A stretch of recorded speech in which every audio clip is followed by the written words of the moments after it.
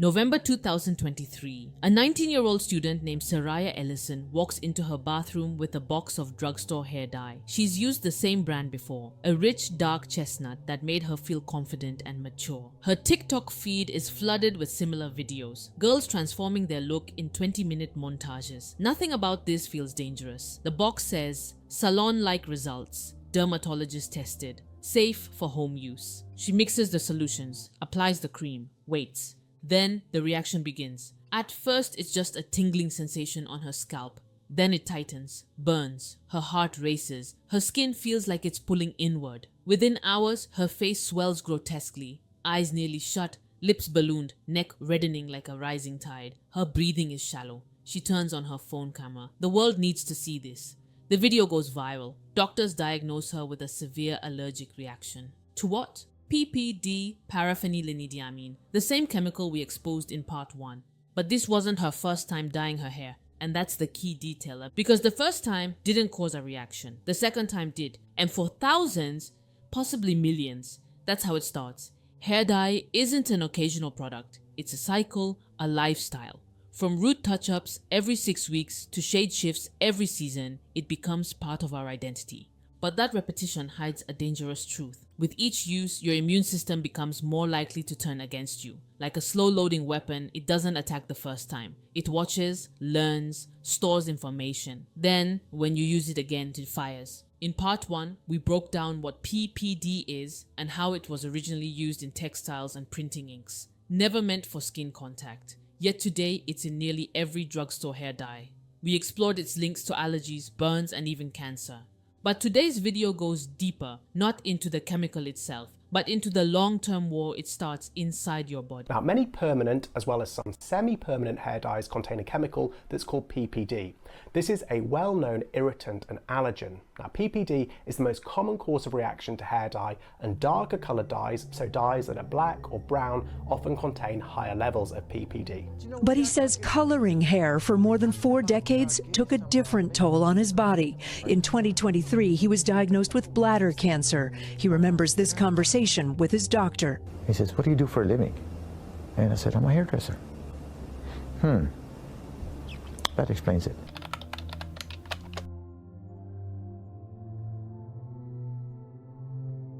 To grasp the scale of this issue, you need to understand sensitization. Sensitization is not a rash, not irritation, it's a permanent rewiring of your immune system. When you first apply PPD, it penetrates the skin barrier and binds with proteins. Your immune system takes note, filing away the foreign invader in a kind of biological surveillance log. But it doesn't react, not yet. The reaction comes later.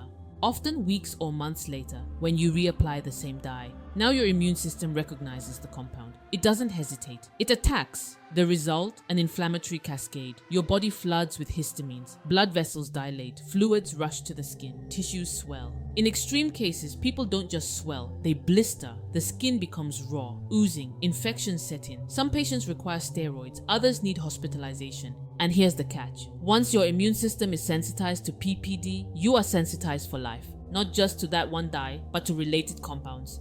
PTD, used in so-called PPD-free dyes, textile dyes, black henna, temporary tattoos, even some medications and rubber products. What began as a harmless hair change becomes a lifetime of avoiding dozens of substances your body now rejects. You didn't just change your look, you triggered a biological transformation.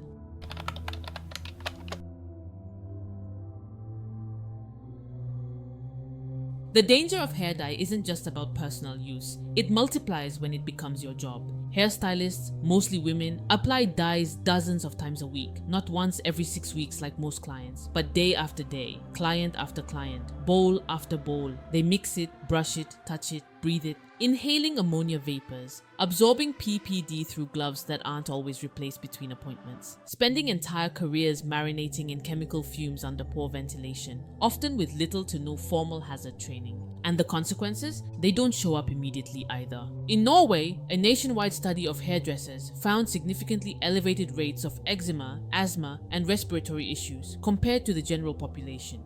In the US, the CDC flagged prolonged exposure to hair dyes and bleaching agents as a workplace risk for respiratory sensitization, especially among Black and Latina salon workers, who often work in smaller or informal salons with even less protective infrastructure. And then there's the cancer data. A 2010 study published in the International Journal of Cancer found that women who worked in hair salons for more than 5 years had a statistically higher risk of bladder cancer, a type of cancer associated with exposure to aromatic amines like PPD and resorcinol. Another report from the European Union warned that certain hair dye ingredients had probable carcinogenic effects, particularly when exposure is chronic. Yet in most salons, these findings aren't just unknown. They're ignored, not out of malice, out of survival. Because if you're a stylist, this is your livelihood. This is how you pay rent, raise kids, build a future. Walking away isn't easy, and asking questions can feel like betrayal to the industry, to the brand you represent, or even to your clients. And for salon owners, keeping up with safety regulations means money, better ventilation, stricter glove protocols, more expensive low-tox alternatives. Many just don't do it. Some don't even know they should. The haircare industry is worth over $90 billion globally, and it has no interest in slowing down to ask whether its workers are being poisoned in the process. So what happens when a stylist develops dermatitis so bad she can't touch her clients? Or asthma that makes her leave in the middle of appointments? Or,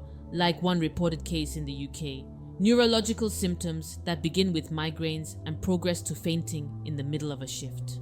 Often, they leave the industry entirely, quietly, with no headlines, no coverage, no accountability.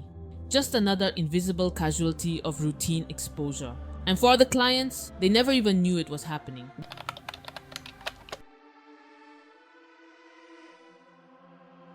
Walk into any drugstore, pick up any box of permanent hair dye, flip it over. What you'll see is a legal disclaimer disguised as a reassurance. 3 sentences you've probably read a dozen times without blinking.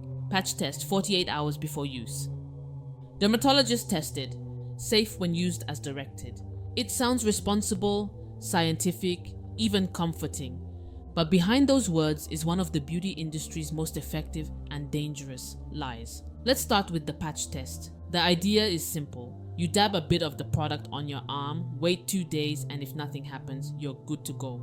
Except sensitization doesn't work like that. You can pass every patch test and still have a full-blown immune reaction the next time you dye your hair. Because the sensitization clock is invisible. It doesn't strike on your schedule. It strikes when your immune system decides enough is enough. In fact, some reactions occur weeks or months after exposure, when the patch test is long forgotten and the dye feels like an old friend. Next, the phrase dermatologist tested. This isn't a safety certification, it's a marketing loophole. It doesn't mean the product was cleared by a medical board. It doesn't mean it's recommended by dermatologists. All it means, legally, is that one dermatologist somewhere was paid to run a test, and the results, they don't have to be disclosed. Then comes the most sinister phrase of all, safe when used as directed. Because when the product causes a chemical burn or anaphylaxis or permanent cross-sensitization, the company can simply claim it wasn't used correctly, even if it was applied exactly as the instructions said. And here's another industry trick. Products now labeled PPD-free, marketed as safer options, often contain a close cousin, PTD, that stands for toluene 2,5-diamine sulfate, another oxidative dye that can trigger identical immune responses in anyone already sensitized to PPD. So you switch brands, you think you're being cautious, but your body reacts again, faster, worse, deeper, because PPD and PTD are part of the same chemical family. And once your immune system recognizes one, it recognizes them all. Meanwhile, Europe has started to act. Countries like France and Germany are introducing restrictions on PPD levels in consumer products. But in the United States, these dyes are still readily available. No warning labels beyond the bare minimum. No ingredient breakdowns beyond what's legally required. Because hair dye is regulated not by the FDA, but by a patchwork of cosmetic laws that haven't been updated since the 1930s. And here's the kicker. Manufacturers aren't required to disclose all ingredients on the box. If it's part of a proprietary blend, a fragrance, a stabilizer, a color complex, they can keep it secret. Even if that secret is the reason you ended up in the hospital. This is not just poor oversight, it's strategy. Because if you don't know what's hurting you, you won't stop buying it. And the cycle continues.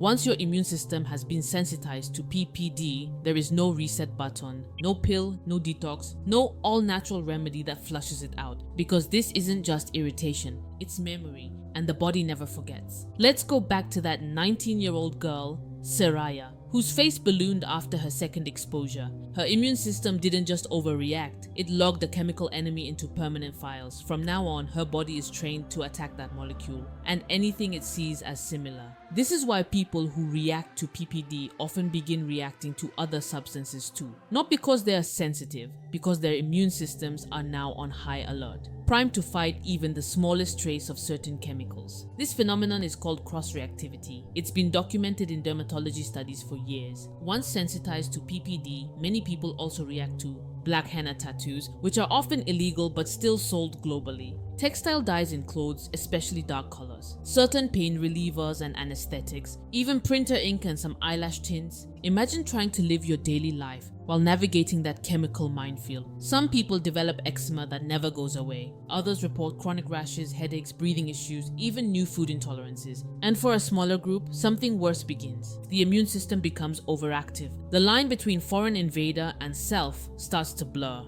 And autoimmune conditions like lupus or chronic urticaria begin to emerge. No one can prove that PPD alone causes autoimmunity, but there is growing evidence that in genetically vulnerable people, prolonged chemical exposure acts as a trigger, a switch. And once flipped, there's no going back. It's not just what happens in the bathroom mirror, it's what happens inside you every time you use these products. Hair dye may give you glossy black strands, but what it takes from your health might not show up for years. So what happens now?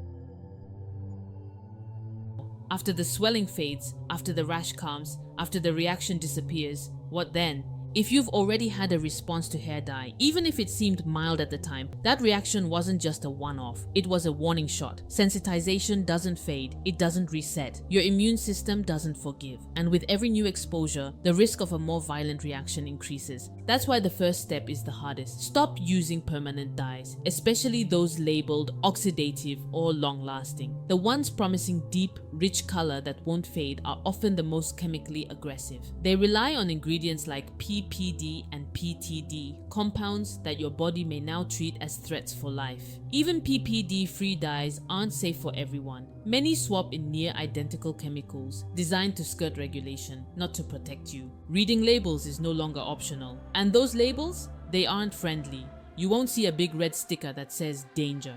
You'll find technical names in tiny fonts buried on the bottom of the box or hidden behind a flap. Names like toluene 2,5-diamine, P-aminophenol, or coal tar derivatives. These aren't words most consumers understand, but your immune system doesn't care about packaging. If you're determined to color your hair, there are safer ways, but they require effort. True, 100% plant-based henna is one of the few options that doesn't penetrate the scalp with synthetic chemicals. But you must be careful. Many products labeled as henna, especially black henna, are laced with PPD, and those can be even more dangerous than commercial dyes. Highlights and foils that avoid direct scalp contact reduce the absorption risk. Semi-permanent glosses, when verified for clean ingredients, may offer temporary solutions. But the rule remains: the closer a product gets to your scalp and bloodstream, the more scrutiny it requires. And what if you're a stylist? You don't have the luxury of a single decision. You live in this chemical cloud every day. The vapors, the gloves, the hours spent applying dye after dye. You're exposed more than anyone, often without realizing it. Long-term exposure has been linked to chronic asthma, contact dermatitis, and in some cases, even hormone disruption and cancer. And yet, many salons don't prioritize safety beyond gloves and a few open windows. It's not just about ventilation, it's about education. Many stylists still don't know what they're being exposed to, and worse, neither do their clients. Every time someone sits in your chair and hands you a box of dye, they're trusting that the product is safe. You owe it to yourself and to them to know the risks. This isn't about fear, it's about facts. It's about reclaiming control from an industry that has convinced millions that beauty must come with pain. It doesn't. Beauty can be safe, it can be informed, it can be honest. And if this is your first time hearing about PPD or toxic dyes, you need to go back and watch part 1 of this series. This ingredient in 99% of hair dyes should be illegal. That episode breaks down exactly how these chemicals work, why they're still allowed on shelves, and what they're really doing inside your skin. Start there. then come back here. Because knowledge is the only thing strong enough to undo the damage the beauty industry doesn't want to admit.